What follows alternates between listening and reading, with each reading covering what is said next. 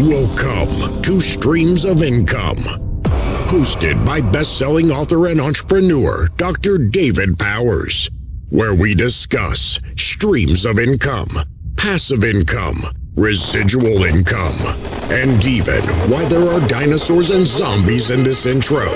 Fasten your seatbelts and get ready to dive in. Hey everybody, welcome to the podcast. Before you get into the show, I wanted to tell you a couple things. This is part of my new series where I've just been inviting people on the show to just do some live brainstorming. Some of them are way out there publicly, and I can give you links to everything to where they are. I get a few folks, though, that are actually still working jobs, and they don't necessarily want to leave those jobs, so they may not want their bosses to know what they're doing, that kind of thing, or give them an indication that they're leaving the job. And so some of these are kind of halfway anonymous, and so a good mix, though. And so I hope you enjoy these. They move a little bit slower. It's almost like a coaching session, and so it's not as high energy as some of the interviews I do with other entrepreneurs. So I say that, though, not to make you not want to watch it. But here's the thing. When you encounter one of these coffee conversations, these brainstorming episodes, I want you to get a piece of notepaper if you can. If you're driving while you listen to this, I understand. But if you're not driving, I want you to get a piece of paper and a pen. And I want you to take some notes, because one of the reasons I like doing this is because when I do these interviews, it makes me think of new ideas for my business. I mean, somebody might mention something crazy about elevators or construction or rabbits. And next thing you know, I'm running some ideas for things that I'm doing that aren't even related, because I love brainstorming cross-industry ideas, because I pick up so many new ideas from other industries that I'll pull into mine. And guess what? The competition in my industry isn't doing those things because they're not willing to look outside of the box for where they can get some new ideas. And so I want that for you as well. I want you to take some notes. And so this next one that you're going to hear is with a friend of mine from, we've actually been in a couple of like mastermind type groups together. We've got lots of mutual friends. One of those great friends that we've never met in person, but we know each other digitally pretty well. And, we end up becoming good friends that way. And so I hope you enjoy this. I hope you get some good notes. And if you have any ideas, any questions, any comments, anything like that, feel free to reach out. And as always, thank you for listening. All right, everybody, welcome to the Streams of Income podcast. And here with my guest, Chris. And this is going to be a fun one. A different kind of a theme that I've been trying to get into is not just interviewing entrepreneurs about, well, let me put it this way. I interview a lot of people that want to get on here and pitch their business. And what I wanted to get into a little more is some entrepreneurs that are just wanting to brainstorm and look at different ideas, look at different businesses. And so this is one of those coffee conversations. And so, Chris, do you have some coffee handy? Right there. Perfect. Tell us what you're drinking, man. My old beat up cup. The old beat up cup? I've got I got my best dad cup. And let's see, I've got some Honduran single origin coffee, and I mix it with mushroom coffee. And it's my own little blend, but it really buzzes me up in the afternoon. Not those kind of mushrooms, but the good kind of mushrooms. That's a lot better than what I got. Mine's some Starbucks ground blend my wife buys. So. Oh, that's not bad. My wife's actually on her way to get Starbucks my free birthday drink right now. So nice. Oh yeah, I've been seeing that. So happy birthday. So yeah. Yeah, 50. How old are you? If you were, I wouldn't ask, but us dudes. I'm right behind you. I'll be the same age here in September. Okay, so we getting there. It's time to make some big changes, and everybody says at our age you're supposed to have everything figured out, but I think that was the generation before us. Because the generation before us, like our dads and their dads, by this point had already spent 20, 30 years, at a factory or something. I mean, my grandpa, Eastman Kodak, retired from Eastman Kodak factory. My dad, he's more on the entrepreneurial side, but yeah, me and you, we're just getting started, right? Yep, absolutely. Yeah. All right, so I printed out some of our Facebook conversation, and so I'd have some notes to go by, but you want me to go by that and just ask you some questions, or you want to just kind of tell me where you're at and what's going on? And we can kind of do a little of both, I guess. So. Okay. Tell you what, I'll kick it off with this, because maybe this will get your mind rolling on what's top of mind. Is that you feel stuck in transition? Multiple businesses over the years, and some profitable enough, I guess. Some not profitable. I mean, if you're like most of us entrepreneurs, a lot of what we do just doesn't work out, or we were just experimenting. Is that kind of how you'd still define where you're at, just in transition? Yeah, kind of a little bit. So getting it figured out and moving off in a direction, I guess. So yeah. Now, what kind of stuff have you done in the past for income? Tried a podcast that didn't produce any income at any point. I think I had maybe 12 episodes at one point before I gave up on it. And let's see, about the same time, my wife and I, the small town we were living in, had a print and embroidery shop, which did really well during school sports season, but didn't quite catch on that was the only customer, was the sports or athletes majority. So when school ended and the sports seasons ended, so kind of did the business. So ended up having to abandon that and go back to a regular job. And then I've on the side done home maintenance, handyman type stuff, which I still do on and off, because anytime you throw out something like, hey, anybody have anything they need to do, Facebook post, and they kind of I'm always able to find work. Now, jobs in the past, not so much, but I can always find work. Yeah. Yeah. And we mentioned our mutual friend, John Sanders. I know he's got, to hear him talk, it's a pretty popular handyman service. Yeah. Yep. Up north here. Yeah. Yeah. I saw a guy on Facebook the other day. Matter of fact, I posted it kind of making fun of him, but he threw a thing out on Facebook, one of the local pages. And it was like, I can do handyman stuff, welding, or tattoos. Yeah, I saw that. And let's not get the tattoos and welding mixed up. That might be painful. Well, I was thinking if he screwed the tattoo up, at least he could get rid of it real quick with the welding. Yeah, that's a thought. I guess I didn't think of that. So yeah.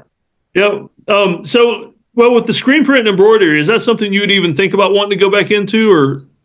No, that was just way too much time consuming. And I mean, I was working, I don't know, I'd start at like 6:30 in the morning and wouldn't finish until 8 or 9 at night. And it was kind of just me by myself, and then trying to, train people. I wasn't a really good trainer as far as that business goes, because some would show up and I'd tell them what I needed done, and then that's what they would do and nothing else. Oh, so, yeah. And I mean, those hours too. I mean, that even if you're making millions, you can only maintain that short term. But I'm guessing you weren't making millions. Oh no, not even close. So. Yeah.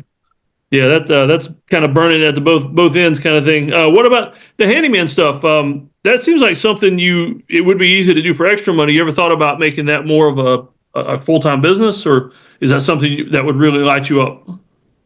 Tried that, but I need to work on my business sense in that aspect, because I found that there was a lot of times I wasn't charging enough, and I still making money, just not nearly enough. Like I do like a 5 or 6 hour job and end up with like $50-$60 out of it. So I just needed to learn how to plan those a little bit better. Gas and time and everything else, you made negative probably. Yep. Yeah. My dad's got an exterior remodeling company. He's had the business almost 40 years, and but he's getting older, and the entire company is built around him. I mean, if he quit, the company would stop. Right. So I've been trying to look at maybe helping him transition over to a handyman, because he's got the infrastructure, the business, the tools, the trucks, 2 or 3 guys that work for him, but all his workforce is getting too old to be building big decks and sunrooms and stuff. Right. Yeah. You mentioned an eBay store. Is that something you're still doing? Yeah, I still have that at the moment. Not real active with it. I've only got about 25 items currently listed. And most of those are books, but I mean, I'm still selling maybe 1 or 2 items a month. So, I mean, it's still there. Excuse me. Sorry. So it's there enough to keep it alive. Yeah. So I've done that and Amazon both in the past, and trying to get back into Amazon a little bit, which is, the eBay store funded Amazon in the past, but I need to start getting more stuff going to do that same thing again. But yeah. So yeah. Now, did you do it big enough to where you're doing the FBA type stuff, or you're mainly just selling like collectibles, books, that kind of thing? We did a lot of grocery FBA when I was doing the Amazon stuff. So, and then on the eBay side, it's a lot of collectibles and vintage items and stuff. So. Yeah. Okay. So that might be something you're wanting to build up more. Well, yep, because back in 2020, I actually got injured right before COVID, back in January, and that kind of put me at home for quite a while. So started looking at building the Amazon stuff then, and if I'd have stuck with it, I'd have a really good store right now. But for 2021, I think we did just under $20,000 between Amazon and eBay sales. So, but then I got the job that I'm working now and kind of focused on that, and kind of been there for 3 years now and seeing the direction it's going. I'm not looking to quit, just looking to start supplementing. And because it is a state job, so there's like no control over your pay or extra hours or anything like that. You just kind of get what they give you, and that's it. So, yeah, and you never know when a budget cut's going to wipe out your job too. Right. So it's not really going to wipe us out this year, but they did cut a bunch of funding from our department, I guess, and the raise we're looking at coming this year is 1.25%. So yeah, huge. Ouch. Yeah, man. And what inflation is what, double or triple that? Yeah, easily. Yeah, it's like 3 or 4. Wow. So yeah. So that's why I started looking at need to start getting some side hustles going again and some things that I can work while I'm working. And so Now, as far as the workforce, do you is your wife in on some of this with you? Kids helping out, that kind of thing, or is it mainly you? Kids are both grown and out of the house at the moment. Wife is actually working to get her nurse practitioner degree, so she's got her focus. So this is pretty much on me. Yeah. So at least in a few years, she'll be making some good money. Well, it depends on where you get a job as an NP, but typically they make pretty decent. Yep. Yeah. Okay. So a little more security there. Okay. So it's mainly you, though. Yep. Yeah. Okay. All right. So maybe reviving that a little bit. 21,000 in a year, though. I mean, for a side hustle, that's not too bad. No. And let's see. All right, I'm looking through my notes here. And we're kind of staying away from mentioning what you do right now because you are still working there and you're happy there, even though the raise is not what it could be. Right. Well, I do work as a maintenance tech, so I mean, I'm still in the building construction side area. So I spent the majority of my career as a equipment operator. So 16 years I ran equipment and cranes and built a lot of bridges and wind towers and some other smaller commercial stuff. So I have a lot of building experience, which led to one of the other interests I had was becoming a home inspector, which several years ago I did all the classes and everything, finished the course, got all my required hours in. I just never took the certification test. So and now it's been long enough I have to redo the classes because that's become another interest because I mean you can easily make $1,000, $2,000 a weekend on home inspections, doing them right, obviously. So you get in good with the realtors, you get a lot of calls of those. I got a friend that does home inspections and it's pretty much just for the realtors that he hasn't even branched out from those guys. Yep. And, my wife has a cousin who's in real estate, and I've got a couple other friends locally that are in real estate. So, I mean, previously when I'd reached out to them before, they were like, oh, yeah, absolutely. As soon as you get licensed, let us know. And I just kind of dropped the ball and focused on some other stuff. Yeah. Now, I was talking to a guy the other day. I was doing some coaching, and we were talking about elevator inspectors. That where he's at, it's super easy to do, but with the time it takes, I mean, you make a ton of money. Nice. So we're talking is that like a normal building elevator? Or are you talking like grain elevators? Because I'm rural. Oh no. So. He was kind of rural. He has to travel a little bit to do it, but mainly talking like hospitals, hotels. Oh, okay. Just not even commercial elevators, I guess. Just mostly the people movers.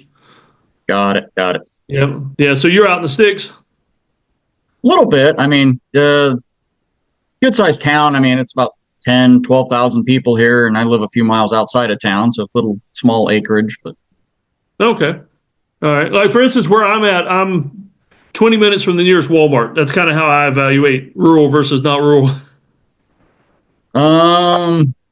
It's about a half hour to the nearest Walmart, so yeah. Okay. And then if you want to go to Target or something, it's like 45 minutes to an hour the other direction. That's the way it is here. The Target's like an hour away, but Walmart's close by. And there's like 15 Dollar Trees and Dollar Generals nearby too. We got 2 of them, in town. So, Yep. All right. And say what? I was going to say you're just a little bit warmer there than we are, so Oh yeah, we're man, it's like a high of 30 today, which is cold here. Yeah, our high is -1, and we hit that at 9 o'clock this morning. Oh man, So yeah, a little bit warmer here. I only have to wear yeah, 3 layers when I go out. that's just to go start the truck. It's 3 layers. Yeah, chip the ice off the truck and get it started up. Yep, yep. Yeah, I went to Alaska one time. I was doing some traveling and went to Alaska, and I got up there and it's like, why do all these people have plugs hanging out of the front of their cars? Because we didn't need that where I lived. Yep. Engine block heaters. Yep. Familiar with them. Yep. Yeah. Oh yeah. So I tell you what, if as far as brainstorming goes, like all these different options and stuff, like if you could pick anything, like a dream stream of income, like you knew you'd make enough money and you dropped everything else and you just love doing this, what would your dream stream of income be? Like, what do you see yourself doing? Of everything that I have going or have touched, I honestly, for what I have experience with, I'd say the Amazon store. Just because I've, seen enough people that built it up that, I mean, they're still hands-on. They still have to be active in the business, but they're not physically having to go out and buy the product, pack it, ship it. I mean, they've got it built up in it, and that's where ultimately I would love to be able to get to, and then back that up with, writing a couple books. And so. Yeah. Okay. And with the Amazon stuff, have you ever thought about like really niching down small, or you kind of just whatever you come across with the FBA type stuff? Well, right now, trying to break back into it. It's just, what I'm allowed to sell, what I'm ungated in currently. So that's, quitting for a while and coming back into it. You're treated as a whole brand new seller. So there's a lot of stuff I used to sell that I can't right now that I just got to wait until I get back steady again. Yeah, Amazon's weird about that, I guess, because I used to sell a lot of books. I was a book nerd, and for years I just sold my collection or books I bought at garage sales and stuff. And it seemed like before I could sell anything, and now half the publishers, like unless I have the receipts for a wholesale buy or something, I can't sell. Right, not on Amazon. eBay is a little bit friendlier that way, but yeah, even then you're still competing with everybody who wants to try and sell everything for $1 or $2. And yeah, and I've noticed a lot of these bin stores popping up too, where before you could buy stuff and resell it, and now like I've got bin stores, 2 or 3 of them nearby, and just in this little town where people are buying, things by the truckload and reselling it cheap. Yeah, we got a Goodwill south in the next city down that, they have one of their bin stores, the Goodwill bins. Yeah. So every 2 hours they rotate, they bring in new bins, take the old ones out, and there's always a ton of people in there, and it's just chaos. But and even trying to find stuff in the thrift stores around here has kind of become pointless because a lot of the thrift stores caught on that there were resellers buying their stuff cheap and selling it on eBay. So now they price it equal to about what it goes for on eBay. Yeah. Okay. I have noticed when I buy used books, a lot of times it's coming from a Goodwill store or a thrift store. Yeah. Yep. Yeah. They finally saw the market and kind of squeezing some other people out. Yep. So Amazon, are you involved in any groups or anything with Amazon FBA? Like, we've probably got some mutual friends in that arena. Yeah, my silent team on Facebook, and right now the Unleashed group. Huh? Yes. Jim Cochran. And then also a member in the Unleashed group with Ryan Rieger, which is actually where the interview you did there is kind of where I started following you a little bit more and connecting. And I think you and I have run similar circles for years, the 48 Days and the Eagles Club. And So, and I don't know how far back you were. I don't know if you were ever in Kevin Miller's group that he used to have. Yeah, I was. Matter of fact, I went out to Colorado one time for one of his retreats. Okay, right on. Yeah, I was, let's see, Dan changed names for a bunch of, seemed like for a few years there, Dan would change names every few months or so. And like 212 Connection, I think, was when I got involved with Dan. Okay. Yep. But the Dan Miller Alumni Club, I call it. I so many friends that I met through Dan, whether virtual or in person. Right. Yeah. My problem is I'm not. Say what? I was going to say I'm usually not the most social guy, so like reaching out to new people is kind of like one of my areas I need to work on. So. Yeah. So what are your next steps that you're thinking about doing for the Amazon thing? Right now, like I said, with the eBay, we're kind of trying to get stuff going on eBay to build money for Amazon. So that way I'm not having to use a lot of household money. That's actually how I started to begin with. I started with $100, started flipping stuff we had around the house. Of course, I don't have a lot of stuff around the house anymore because I already sold it all once. So, but I do have a handful of stuff still I need to get listed, and just following a lot of the groups with that, that talk about, don't just list on the weekends. You need to kind of be steady to keep the algorithm paying attention to you. So like trying to list something daily or every other day and just getting that money flowing. And then I am doing, it's the Proven Amazon course. There's a couple other specialty classes in there that I'm going through right now to help out with that too. So. Yeah. And that's the one Jimmy Smith's running now. Or is that still Cochran? I think it's still Jim Cochran, but Jimmy Smith is a lot involved in a lot of the stuff now, and he's got some really good YouTube videos too now that he throws out there. So you don't have to pay for a whole lot of stuff in those groups because they throw out a lot of free stuff. If you just pay attention, you can pick up a lot of stuff. Yeah, that's one thing I always liked about Dan Miller and all these people in these groups. I mean, there's good knowledge in their paid stuff, but man, they give away so much information. Yep. Yeah. Especially Dan. Anytime you had a question with Dan, if he'd read it on the air and then, a week or two later, you get an autographed book show up. I've got like 3 of them. So yeah. For a while, I would, I'd have multiple copies of 48 Days and Rudder for the Day. And I would give them away to other people when they asked me for advice and with things.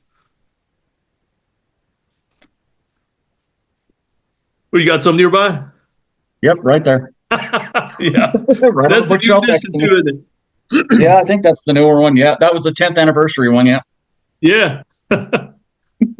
Yep. No, it's good. I miss Dan. He was kind of a mentor of mine for a long time. I mean, I would drive to Nashville, take the classes at his house and everything. Nice. Yep. Yeah. All right. So I mean, man, you're set up, ready to go. I mean, you've got the experience with the stuff. You're already in courses. I mean, you're making this too easy for me because usually I get people on here to brainstorm, and I'm like, have you thought about taking a course? And they're like, well, I wouldn't know where to find a course. Well, I think that's kind of my problem is I, run around and do a lot of the prep stuff, but when we get to the execution parts where I start slowing down a little bit and like losing faith in myself that this is actually going to work. So, yeah. Yeah, I mean, man, you've already proved it would work with what you did in 21. 21 and 21.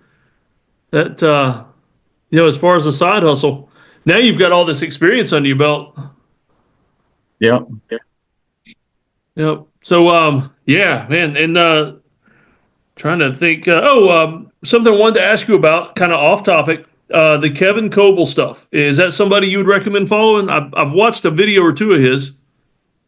For the older guys, yeah, because I've been watching his what is his After 50 or something podcast that I've been listening to. So yeah, he's kind of focusing on more of a age range that we're going into versus seems like everybody else is focusing on like 20s and 30s and maybe a little bit of the 40-year-old range. But yeah, he's kind of focusing on like, hey, you're 50, you're not dead, you still got plenty of life left and time to do stuff. So yeah, I've kind of started being a fan of his. This podcast is really good. So yeah, because I mean, I could watch Mr. Beast, like how to do it like Mr. Beast videos all day long, but he's got, with the team, the age, everything, he's got a lot of things going that there's no way I can replicate any of that, pretty much, Yeah, Forward from 50, that's the name of his show. Okay, Forward from 50. Yeah. All right, I'll put some links in the show notes.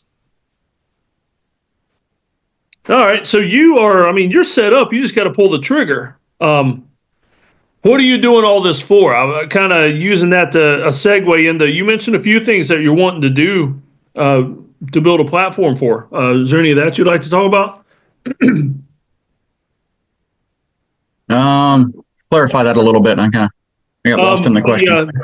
I'm kind of asking it general because I wasn't sure how much you wanted to talk about, but you were wanting to talk about wanting to help some other men with some things.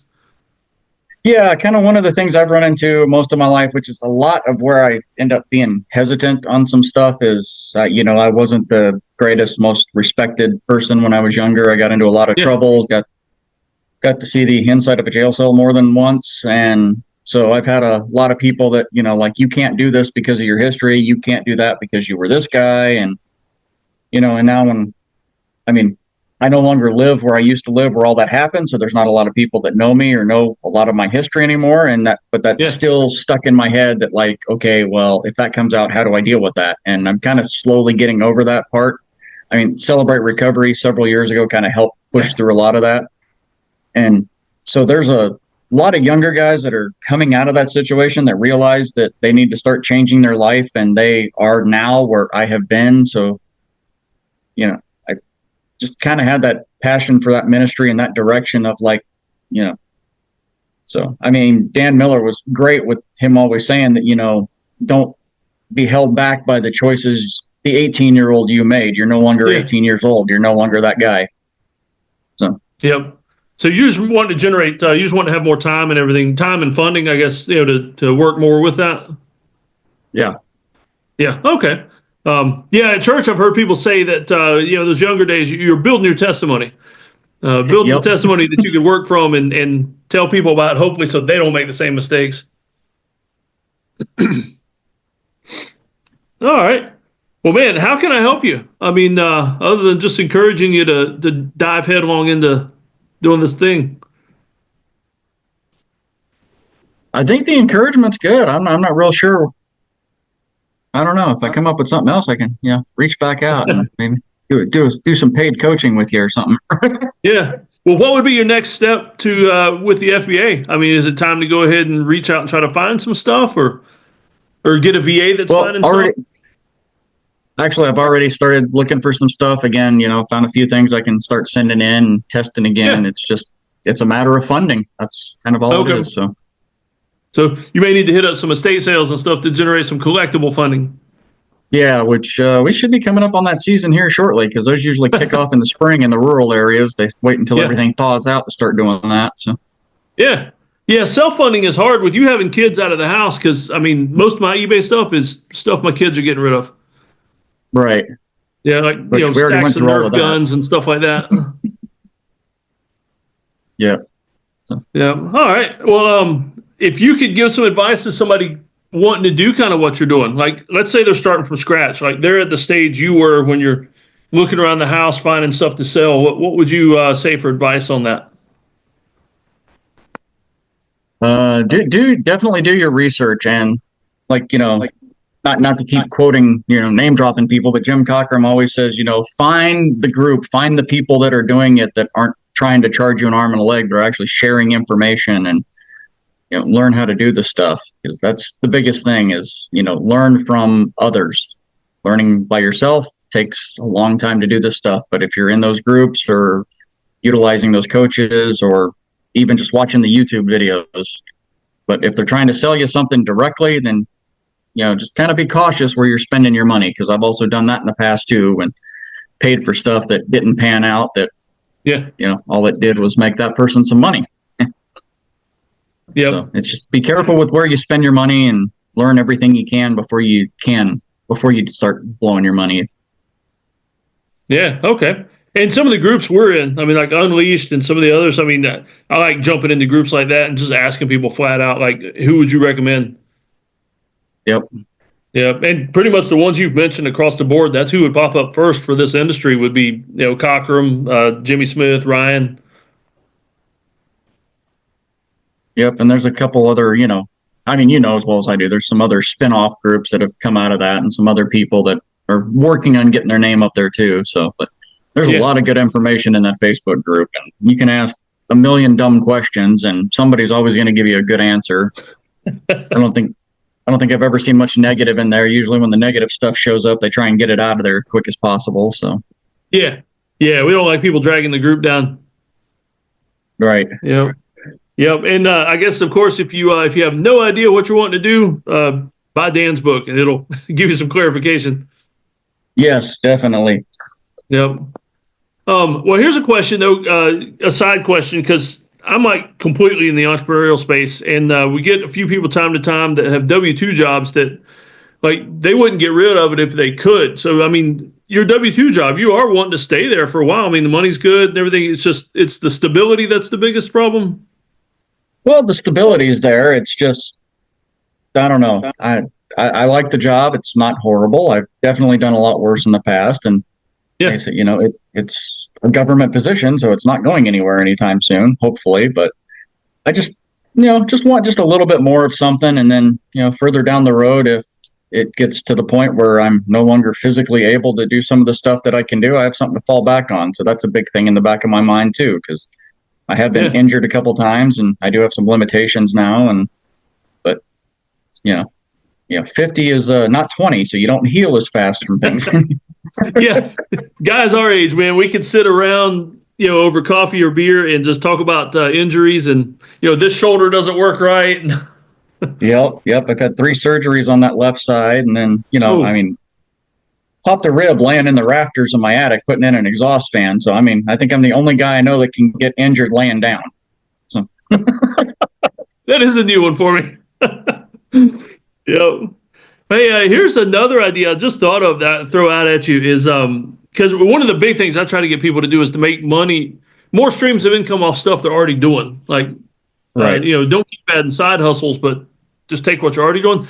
What your wife is doing, there have been quite a few people over the years that have made a lot of money publishing their study notes for nursing exams and stuff. Right. And I mean, it's amazing for nursing and things like that, the amount of notes and everything you generate. And I've even seen people selling the handwritten notes just because they have a really good handwriting, that kind of thing. And so that might be something to look at too for you grabbing some of your wife's stuff and monetizing that. It's an option. She doesn't do a whole lot of handwritten stuff. Most everything's electronic now, including all the courses, and so. Oh, okay. But yeah, that would be even easier though if she has a whole page of notes. Just email it to me and let's see where we can go with it. Yeah. Maybe sneak it into her. I doubt she's going to watch this. Maybe so. Sneak it in and say, "Hey, have you ever thought about a new study method? Writing out some of these notes instead of just doing it all on the computer." Right. Yeah, but just something to think about because I've talked to people in different industries that once I could get them to realize how much content they actually generate, that they think it's just boring, dry content. But if you're in a job, somebody else could use that content, whether you're a teacher or a nurse or an insurance agent, anything. I mean, just like blank forms, things like that. People buy that stuff. Yep. Yeah, so just something to put on the back burner if if you want to try something else. If you have a bunch of free time at night, you want to work on something else.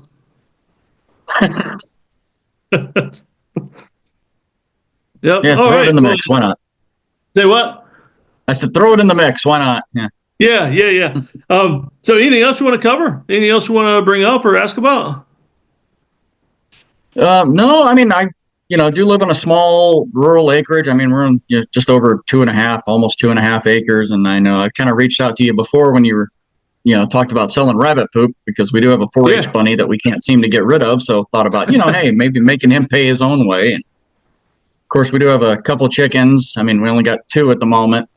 Raccoons or something's got majority of them. But, with the price of eggs, that's always, easy money right there when you've got enough going that kick off. And so just trying to think of other ways to use the property with stuff that we're already doing. So like one of the other considerations, we do have enough room that if we wanted to, we could get a couple of milk goats and maybe start making some cheese or something. And just trying to think of things to use around here. So. Yeah. No, I mean, that's a big draw of mine right now. Cause I've got 5 acres that I own and my parents own another 5 beside me that I could use for farming type stuff.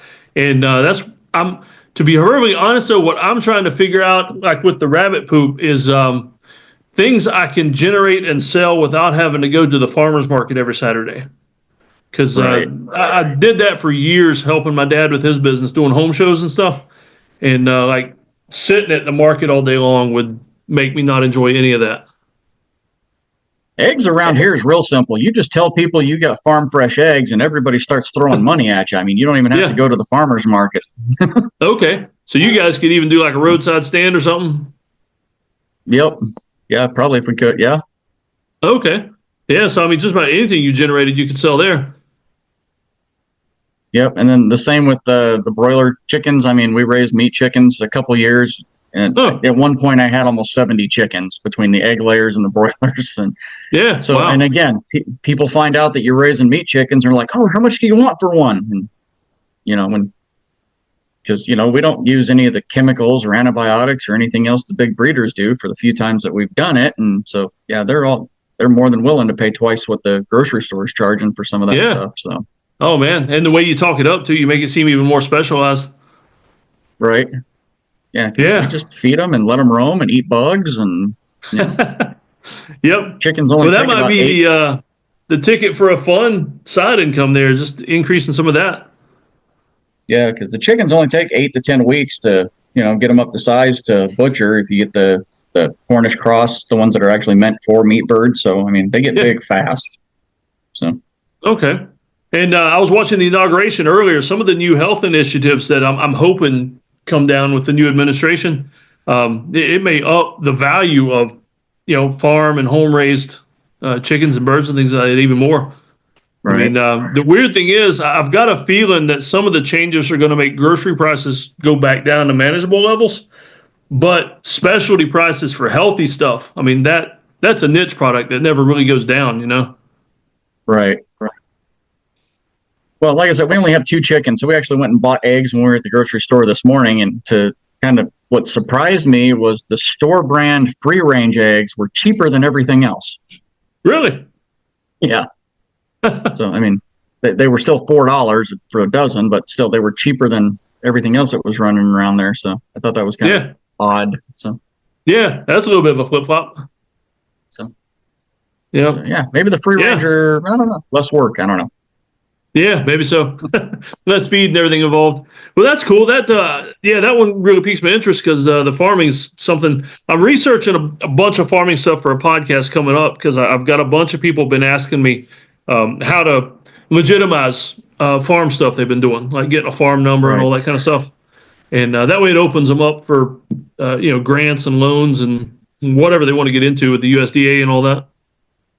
Yep, and I looked into South Dakota after hearing you talk about that too before, and so for South Dakota to be registered as a farm, you only have to sell $1,000 worth of ag products.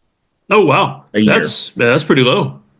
So yeah, chickens, eggs, rabbit poop, all of that. I mean, yeah, you can easily make $1,000 quick. So yeah, that's a low barrier. I'm gonna mark that one down because I haven't researched every state, but that'd be a good one to throw in there because I like those numbers. Yeah. Yeah. Here in South Carolina, we're it's pretty much there's no minimum limit or anything. You just apply for a farm number. They don't even come out and look at it. They just pull up a survey of your property and they circle it and say, "Oh, okay, he's got 5 acres. Let's put him down for 5 acres." Nice. Yep. Yeah, there's one thing I like about South Carolina. Everything's easy. Yeah, we did look into actually doing egg production because to legally sell them at the farmer's market or whatever, you're supposed to be licensed, but that gets real intense because then you have to have a separate egg washing area that's sanitized, similar, like a restaurant. So you end up with a health inspection twice a year and that's all got to be separate from your house, separate from anything else. And so it gets can you very sell them involved from very home fast. Without any of that? You can sell from home to acquaintances. Technically that would include Facebook friends. You market them on Facebook and. Yeah, you're not supposed to advertise if you're not licensed, but you're welcome to sell to friends and family. So, but again, you tell people you got farm fresh eggs, and word gets out fast. So, yeah. Man, that's crazy with the separate egg stations, and all that. Because I was thinking, we wash ours upstairs in the kitchen sink. Right. Yep. The ones that come with the little bits of chocolate on the outside of the shell. Yep. Yeah, we got a little egg scrubber. We wash them in the kitchen sink ourselves, but if you want to do like commercial operation, then it's got to be a separate entity. So, separate space. Yeah. Which it can just be another room off your house. It just has to be separate from, where you're going to be eating. So. Yeah, just kind of a dedicated space. Yep, more or less. Yep. Yeah. Okay. Man, well, I'm excited about what you're going to be doing though. So keep in touch with me with the Amazon stuff because I mean, you're like on the verge of getting back into the 21K a year kind of thing. I would think. I'm hoping. Yeah. Had to make for a good Christmas for the kids and grandkids. Right. Yep. The only big obstacle I have at the moment is our UPS store just closed, so I got to drive 25 minutes to the next nearest one if I've got a big load to go out, or pay the $7-8 it is for them to come pick it up. So. Okay, man. Yeah. So my UPS store is right beside my church. It's only about 15 minutes away. Nice. Yeah, but I don't ship much. Like you said, though, I sell collectibles and stuff I pick up at garage sales mainly. But what you said about the listing days, I mean, it works. I list a couple of things at least once a week on different days. And I could tell if I miss a week or two, sales drop. But if I'm listing regular, that stuff may not even be what sells. I mean, some of my old stuff sells. It's just it tricks the algorithm, I guess. Yeah, that's what I'm saying. I still get 1 or 2 sales a month, but those couple months where I wasn't listing anything, nothing moved. I mean, So. Yeah, it's like eBay forgets about you. Yep, they kind of, they take the Jesus approach on that and, help those who help themselves. Yeah. Yeah. Faith works with Jesus, but not eBay. Yep. All right, man. Well, I'll let you go. Is there anything you want to add or anything like that before we go? No, I think we're good there other than, try and stop worrying about what other people think of you because 9 times out of 10, they ain't thinking of you. They got their own problems. So, yeah. Yeah. Oh, hey, before I forget, one last thing. If you'll message me a link to your eBay store, I'll throw that in the show notes too. And, sure. See if we can throw you a few more sales. We'll do that. Thanks. Yeah.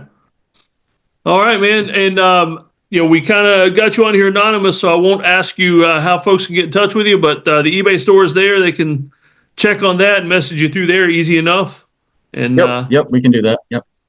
Okay, cool. Well, I appreciate you joining me. I like doing these brainstorming sessions because it gets me thinking about my own stuff as well. Especially you start talking about farming, and it gives me some ideas and everything too. Right on. Yep. So. I will tell you though, the rabbit poop did not take off as much as I'd hoped. Yeah, so we use more of it for fertilizer here on the farm than we do selling it, but it's free fertilizer. So I guess the trade-off for rabbit feed is good enough for I don't have to buy fertilizer. So. Perfect. So yeah. Yep. Even one little bunny puts out enough to take care of the garden. Man. So they put out a pile of stuff. Yep. Yep, but it's clean. it's clean fertilizer, so you don't have to worry about it. Yep. All right. Well, thanks for coming out, man. And well, I'll see you in one of these groups we're in together. And I'll send you all the links and everything once this publishes. All right. Thanks. Yeah. All right, man. Take care. Yep. You too. Happy birthday again. Yeah. Thank you.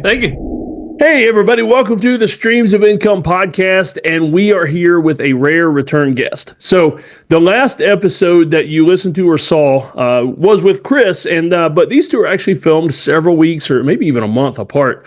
So me and Chris talked, and you've heard that on the last one, but Chris got in touch with me and had some ideas and stuff, and some other things he wanted to talk about. So I thought it'd be cool to do these back to back and at least publish them back to back. And that way you can see the change that can come about with a business or ideas or anything just in a short time. So what I'm trying to say, I guess, in short, is to encourage all of you to action over meditation, always. So, Chris, they've got the intro in the last episode. And hey, let me say, if y'all are listening and you don't have the intro, go back and listen to the last episode. You're going to want to hear that one first to get some background stuff. But what do you have going on now, Chris? Well, I know one of the big things I was kicking around was like my handyman home property maintenance business. And it was a lot of talk at the time, and actually connected with one of our mutual friends, John Sanders, who does a lot of coaching in that area. So him and I kind of worked together, got my business up and going, kind of helping him expand his into my area, as working as kind of his subcontractor. But between the effort right there. I mean, just since we've talked last, it's been a little over a month, and I've made like $1,000 on the side with that business. So wow, that's awesome, man. and only worked about 3 or 4 days out of it. So yeah, that worked out great. So yeah. And John's been on the podcast here. John, the pastor turned fireman, still fireman turned entrepreneur. And so you're working under him as a contractor. Right. Subcontractor under him, but also running my own. So, okay. Yeah, that's pretty cool. That's kind of the best of both worlds. Yeah, because I mean, we live about 70 miles apart, so we're about an hour difference. So, yeah, subcontractor for him for the jobs that he gets called in my area, and then vice versa. If I get any calls up in his area, then I'll flip those to him, and we'll kind of split the difference. And otherwise, he works his up there, and I work mine down here, and yeah, that's pretty cool. And so, is it mostly handyman stuff, or are you specializing in a particular area, or? Right now, it's just kind of a general handyman. If I can do it, I'll go do it. Not really niche down or specialized on anything just yet, but have a couple ideas kicking around. So, yeah, that's pretty cool because everybody always says niche, niche, niche, and if you'll find a niche and make it smaller into a smaller niche. But I'll be honest with you, all around general handyman is its own niche because being able to go into somebody's house and do everything from patch a hole in the sheetrock and hang the TV mount, same visit, that kind of deal. You kind of do a little bit of everything. Yeah, and I think kind of where we landed, his business is called, Dakota Small Jobs, and that's kind of where we focus is the small jobs, stuff that the bigger contractors either just think is a waste of time or don't have time to get to, or they're not going to make enough money to send a team over to take care of it. Yeah. So that is kind of our niche is the smaller stuff. So yeah, that's pretty cool. So what kind of jobs have you done so far? Installed some safety handrails for a woman that was coming out of the hospital. Patched up a hole where electrician went a little too far. Painted a room, and that's pretty cool. My dad does exterior remodeling, just sunrooms and stuff. But just because he's got the truck and the tools, people call him for he'll do handyman stuff for customers, like existing customers. And he did one time, it was somebody coming out of the hospital and converted their bathroom into basically a handicap bathroom, all the rails and the raised toilet seats and all that. And, I mean, that's pretty extensive work. They didn't enjoy it because it was so out of their norm. But, they had the tools and everything, and it was a customer, so we did it. But much rather send that kind of stuff to the guys like you. Right. Yeah, and I mean, this particular customer, we didn't do a remodel. I mean, they had a walk-in shower, and they've got a big whirlpool tub that just needed someplace to hold on to. So that's all. Yeah. You'll have to forgive me if I sound like I'm underwater. I got, allergies the pollen's coming out here in South Carolina already, and the allergies are kicking crazy.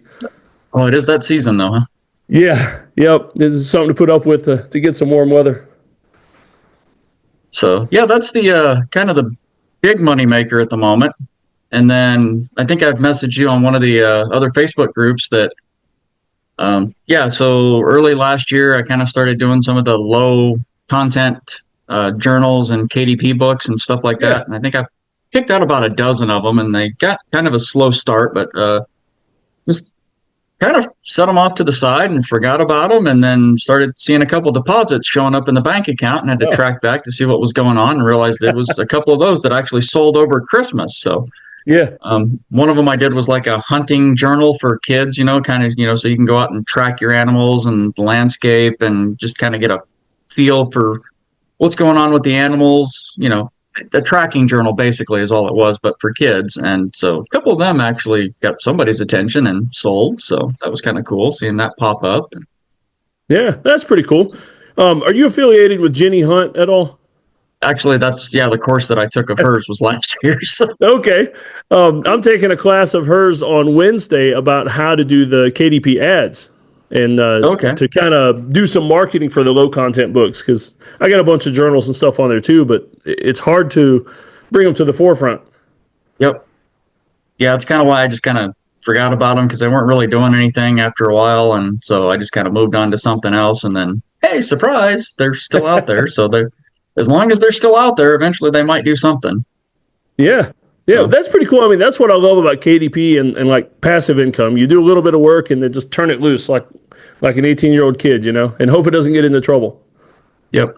And on that same passive note, it's been a while since I've done that too, but did some just like how-to audiobooks. Somebody else wrote them. They sent them out to was it ACX, the Amazon exchange. So did a couple of those a few years back, and I mean, don't make a whole lot of money on it. I think one of them I get like 70-cent royalties, the other one's like $3 or $4, but they trickle in every once in a while too. So just actually rearranged some things in our house. So got my office set back up and looking to get my recording equipment set back up, and possibly looking at launching a podcast in the future, but at the same time, going get back into the audio books while we can still get back into the audio books before, the AI robots take over all of it. So, yeah. Hey, here's a couple ideas for you. Like for your handyman customers, do a handyman house maintenance journal. Like where it's got calendars in it, and I forget what day it is, but there's a certain day of the year all the firemen are like, change the batteries in your smoke detectors this day. And you could have it quarterly to change the vents in your HVAC, all that, or change the filters. I mean, that kind of stuff. Blow out your dryer vent, that kind of stuff. And the great thing though is, I mean, you could do up like business cards for you, but on the back you could even have a QR code, and existing customers can buy this thing for whatever it costs, and they could download the PDF or get the KDP version. That'd be kind of neat. I mean, you could. The great thing though is you're telling them when to schedule it. Hopefully, they're going to call you though and say, "Hey, I don't want to do this. I don't want to pull the dryer out and disconnect the hose and blow that thing out. How much would it cost for you to come and do it for me?" Right. And I mean, I like the journal idea. I just made a note of that. I hadn't thought about that part of it. But the other idea I was kind of kicking around that I'm not real sure where to go with it is kind of like a membership type setup, like for $5 or $10 a month. I'll keep in my schedule, and that's just to cover the cost of maintaining the schedule and whatnot. So when your furnace filter needs changed, your water filters need changed, we need to get your gutters clean, like you said, clean out the dryer vent, stuff like that, then that's just that membership fee is just so that we can track what needs to be done for you, and when the time pops up, give you a call and go, hey, this comes due this month, when would you like to schedule it? And that covers the cost of you keeping them in the spreadsheet and all that. Just kind of an idea. That's a great idea. I like that. Plus, too, the membership customers get first dibs on service calls over new clients, that kind of thing.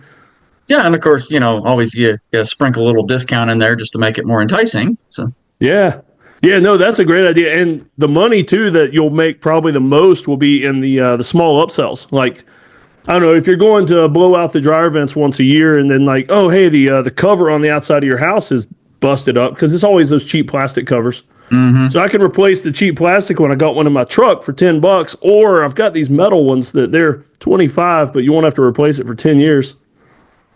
Exactly. And the same with gutter cleanings, because I absolutely hate cleaning gutters. And then actually my insurance limits me to not going any higher than 30 feet off the ground. Okay. So that's a good thing. That's a great incentive actually to start pushing for gutter covers too. Like, hey, while I'm up here, we can just knock this out where I never have to come up here again. So.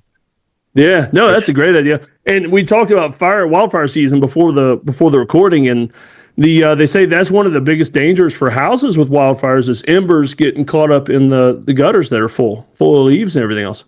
It's like you're storing just kindling up there. Yep, exactly. Yeah, I've done a couple of gutter cleanings, and usually when I get called, it's because they can start seeing trees growing from the ground because it's been so long since they've cleaned their gutters that stuff's growing in there now. Yeah, that's not an herb garden. No, it's not. Yeah, daylight.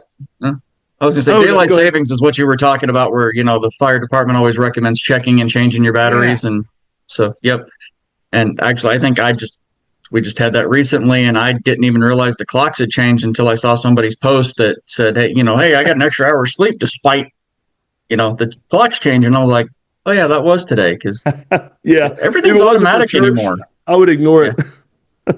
Well, not even that. I mean, your phone, your smartphones, devices, computers, everything changes on its own. So you don't even have to pay attention anymore. And of course, your alarms are, adjust with it. So it's You just wake up and go, wow, it's really bright this morning. Yep. And the weird thing is it's darker in the morning where I'm at, and it's light longer. No, okay. Yeah, which screws up my kids because they hate going to bed when it's still daylight. Nice. Yeah, so do I, but Yeah. You mentioned the ladders. I started because I used to help my dad out a bunch, and I hated going up on the extension ladders because once I started looking at the weight rating, realizing that I'm a good 10, 20 pounds over what most of those are rated for. And then here I am, and they're shaking, and I'm making it shake more. Yep. Yeah, most of them are rated, 225, 250, and I'm right on the edge of that. Yep.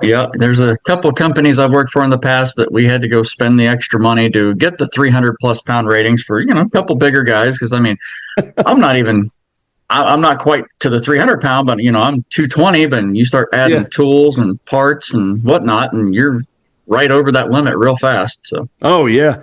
Yeah, and man, I love it when my dad would hire the Mexican roofers. And because, those guys are usually skinny and wiry, and they would sprint up the ladders with a bundle of shingles on each shoulder. And I would rather just sit down at the bottom and watch them work because it's like watching a ballet up there. Right. Yeah, those guys are fearless. I go up slow and very careful.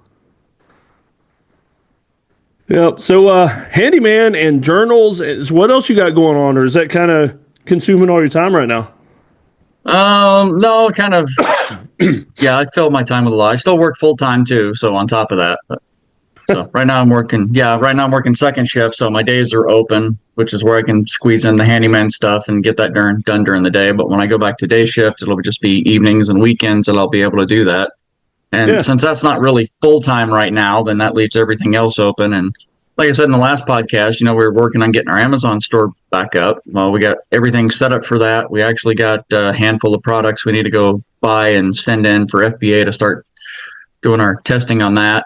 And then, of course, my eBay store, I'm just still constantly adding more stuff to eBay. And I'm seeing it's not just me. There's a lot of people that are experiencing a real slow season on eBay right now. So it's the time of year, I believe. It usually slows down in the spring. So. Yeah, I don't list much on eBay, just a few collectibles here and there, and it's dropped, just the bottom dropped out of it. Yep. Yeah. Thinking about podcasts, have you looked to see if there's any handyman podcasts? There is actually one that I've been listening to, and the guy does have a YouTube channel, and I don't know if I haven't really paid much attention to the podcast to see if he's actually doing something separate from the YouTube. It seems like the podcast is shorter than the YouTube ones he's doing, because when he's on YouTube, it's like over an hour long, and the podcasts are like 20, 30 minutes. So yeah, picking up a lot from him. And that's kind of where the membership idea came from, was one of those podcasts. He's kicking around because he's always kept track of his customers and, what needs to be done, when it needs to be done. He's just using it as a follow-up system, not necessarily a way to earn a little extra income. But thinking, hey, if I'm charging, $10 a month and got 100 people, well, that's, extra $1,000 a month right there. That's going to cover all of my overhead and my cost. And when I actually go out on a job, that's just going to be all profit minus parts. So, yeah. That's cool. And the weird thing is, people might think, well, a handyman podcast, who in the world's going to listen to that? But there's like 300 or 400 TV shows on TV that are nothing but really handyman and flipping and all that. And people just nerd out over that stuff. And some of us guys, the stuff we nerd out over, just listening to, how many years did we listen to Bob Villa talking about how to do little things on a house? That's what I was just saying. This old house right there was the original handyman podcast. That was reality TV before reality TV, right. Yeah, and the spinoff of that, Norm Abram and the old the New Yankee Workshop, man, I watched that every Saturday growing up with my dad, and so that was what got my interest in construction and woodworking to begin with. So I spent a lot of years doing that too. So yeah, and the great thing is, a lot of people would listen to it and maybe try it and screw it up and call you, or just decide, you know what, I don't want to mess with this. I'm just going to call Chris. Right. This is a good idea. I'd rather let him do it. Yep. And I'll be honest with people, when I go meet with them, I'll tell them straight up, I haven't really done this before. We can try it, but it might not work out the way you're planning. Or I just flat out tell them, I try not to say no. That's the big thing. Because, usually I'm not saying I'm at the bottom of the list. I'm just usually, by the time somebody calls me, they've called 2 or 3 other people who said that they can't do it or it's too small or yeah. Yeah. So that's a good reputation you might get, though. The guy that when nobody else can do it or nobody's willing, call Chris. well, that's actually how I started. I mean, I'm still amateur at this, but I've kind of started practicing with cabinet making because we have a situation in our kitchen where I moved the dishwasher to the other side of the kitchen where it made sense. Yes. It was across the kitchen opposite from the sink. So I put it next to the sink. But I had to take out a bank of drawers to do that and wanted to, have a cabinet built to put those drawers back in where I pulled the dishwasher out. And I don't know, called 3 or 4 different people who just said, it's a waste of time. You'd be better off just going and buying a new cabinet to stick in there. But ours are all custom built from the previous owner that lived here. So I can't just go buy a stock cabinet and stick it in there because it's still going to be gaps and they're still going to have to do other stuff I'm not going to be able to buy a matching one regardless of whether or not it fits. So that's kind of the big thing. So I've kind of started playing with that so I can, make my wife happy and put her drawers back in. And but that's kind of the stuff I'm looking at. Is like everybody else has kind of said, no, you should just go do this. It'll be easier. And I'm like, it's not what I want though. So yeah. And if your customers are up for it, you could always film some of this stuff and throw it up on YouTube. Like, hey, guess what I'm doing this week? Right. Yeah. So this is pretty cool. I like all these updates, man, because it's just neat. I mean, you've not only started something new that we talked about, but already made some decent money with it. Yeah, because I think last time I was still just trying to figure out exactly what direction I wanted to do, and still kind of trying to figure out what direction I want to do. I just took action on everything, and looking at today's date, and it's been just a little over a month since it was your birthday the last time we talked. So that's right. Yeah. So in just over a month, I've made like a little over $1,000 just actually stepping up and taking action and reaching out to somebody and so it's all it takes. Yep. And did you know John well before you guys started working together? Actually, no. I met him through hadn't really met him until we started talking about this. And then he just kind of, I don't know if he intended it to be serious or not. And he was like, hey, yeah, we could probably partner up and work together on some of this stuff. And it just kind of, we ran with that idea and that's where it took off from. But actually we had a couple other connections and another group that I'm with, one of Ryan Rieger's other groups right now. And so one of the ladies in there has worked with him in the past and just saw that him and I kind of live near each other and told me, you should reach out to him. He's a really good guy. Some of the stuff you're thinking is some of the stuff he's done. And even though he primarily focuses on coaching pastors to have a second income, I'm not a pastor. So, but he was still more than willing to help out a guy who's, trying to get something going and work on his own. And just the benefit was him and I actually got to meet up face to face and go to lunch as opposed to always having to meet on Zoom. So, yeah, that's cool. He once he gets a few contractors under his belt, he's going to have to maybe look at franchising his little handyman business. Yep, and we talked a little bit about that idea too, because I know he's got a lot of people interested, but I'm like the only one that's really nearby, so that's kind of why it's kind of a weird hybrid what we're doing, because I have my business, he has his business, and then we're kind of intermingling services there, so yeah, we'll figure it out. You be the guinea pig for his franchise. Yeah, pretty much. So. Well, that's pretty cool. That's pretty cool. Anything else to report? No, I think that's it. So, yeah. Well, I'm excited about this, man. Yeah, me too. Finally got some stuff going instead of just talking about it. So, yeah. Yeah. Hey, I'll tell you what, so I can tag it in the show notes and everything. What would you like for me to put down as like your service area or your website link, anything like that? I am in Southeast South Dakota. So Southeast South Dakota. Is that Rapid City area or is that different? Nope, other side of the state. Rapid City's on the west side. We're on the east side. Okay. So about 8 hours away from there. Okay, yeah, quite a ways then. Okay, Southeast South Dakota, and do you have a website yet? Actually, I do now. Yeah, so it's going to be thechrispuckett.com. So thechrispuckett.com. All right, and right now it just has it's just got the coming soon page. I haven't really got it built up yet. I just bought the domain and got it fired up, but obviously try and spin off of that and have, links to the handyman business as well as some of the maybe links to the eBay store and some of the other stuff I got going on. And yeah. So, and a link to your membership and another page for your handyman journal, home maintenance journal.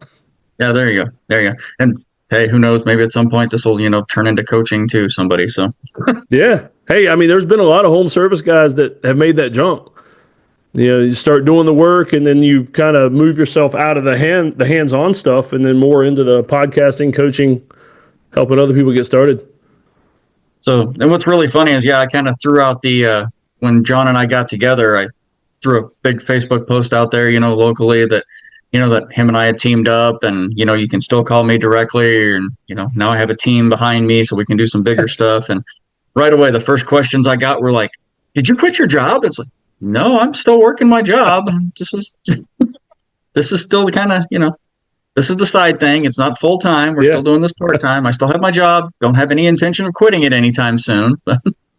You make people nervous though if you talk about quitting a W-2 job, because most people can't fathom that. Well, and like I said in the last podcast, I have one of those nice state jobs. So, I have no intention of leaving that until my side incomes are making at least equal to or more than that. So and just keep working on that retirement and building this on the side, and then just transition right over. Yeah, exactly. I mean, the older I get, and I'm sure you're catching this, the older I get, I don't really feel like I'm that old. Like 65 is only 16 years down the road, and I don't see that I'm going to stop doing much of anything when I hit that point. So short of an injury or an illness, there's no reason to slow down. Yeah, I mean, we both have similar mentors. I mean, Dan Miller was in his 80s? Yeah. He's still going? So, yeah. Yeah, I mean, he worked up into like a week or two before he passed away. Yeah. No reason to retire. I mean, if you're doing what you're supposed to be doing and you love it, what would retirement be? I mean, quit doing what you love so you could sit around the house and watch TV, or? Right. I don't understand that. I mean, let's say I've gone and sat on a beach, and I don't like the heat and humidity. I enjoy fishing a couple times out of the year, like when there's not a lot of bugs out yet, and the rest of the year it's just kind of a mess. So, I mean, I don't know what I would do for. I tried golfing once, and it was just expensive, and I was not very good. So. Yep. So. All the normal old guy retirement things don't appeal to me. Right. Yeah, I'm kind of with you there. I still have people look at me funny, like, "What are you gonna do for retirement?" I'm like, I think I'm already doing it. So, I mean, I was going to do more of what I enjoy. Right. Yeah, because like I said, I've worked a lot of jobs over the years, and one of the ones that I worked heavy industrial construction, did some wind farms once upon a time, and we actually had a guy that was coming out fueling equipment. He was 73 years old, and that was his company. Yeah. And somebody asked him why he was still doing it, and his only answer was, "Because I still can." I've heard some guys say, if I sat around the house all day, my wife would kill me. Yeah, I think that's where I'm going to end up too. Yeah. Hey, as we get ready to wrap up, did I ask you last time about your 3 resources question? No, I don't believe you did. Okay, so I started asking everybody this one now. If you could recommend 3 resources to somebody just to guide them in life, and of course the Bible's the obvious one, but beyond the Bible, like podcasts, people to follow, books to read, your top 3 resources for you, what would you recommend? The first one is going to be, Dave Ramsey, anything, getting your money straight, getting out of debt, getting on a budget, being able to crack. You can't do anything if you're buried. Yeah. So, I mean, I know a lot of people don't believe getting 100% out of debt, that you still have to have credit, whatever, that's your personal belief, but you got to have some margin and you got to have some leeway. Yeah. I mean, you can't do any of this if you don't have any extra money. Yeah. Because you got to have something to start with. And if you're always stressed out about money. Yeah. And customers can smell depression on you, or desperation, I mean. So, if you're, like it sweats out. Like they know the guy who's kind of like, nonchalant, like, "You can get it done, no problem, take a couple days." And then you get the other guy that's in there like, "Yeah, I really need this job. I can do it for half of whatever he said, and I'll start like tomorrow." So, by the way, can I have a deposit so I can have some gas money to get home? Yep.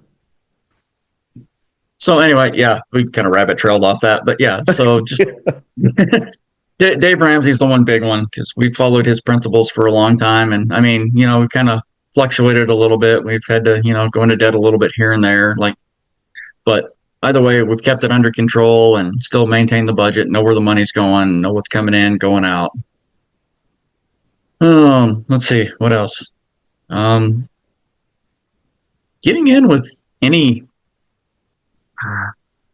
mastermind group, just general group. Right now, Ryan Rieger's group, Unleashed. I don't have a link for that one right now. Maybe, I know you know him. Maybe you can get a link from him. Yeah, I'll throw one in the show notes. So, but that's a really good Christian-based business group right now, and that's actually where I ended up.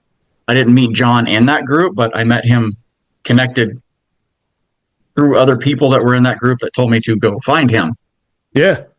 So just getting out, meeting people, working with like-minded people, and that's where the benefit comes in there. Yeah. So, again, it doesn't have to be Unleashed, but, any. And for a third one, I don't really have one specific podcast. I mean, so your podcast, The Streams of Income,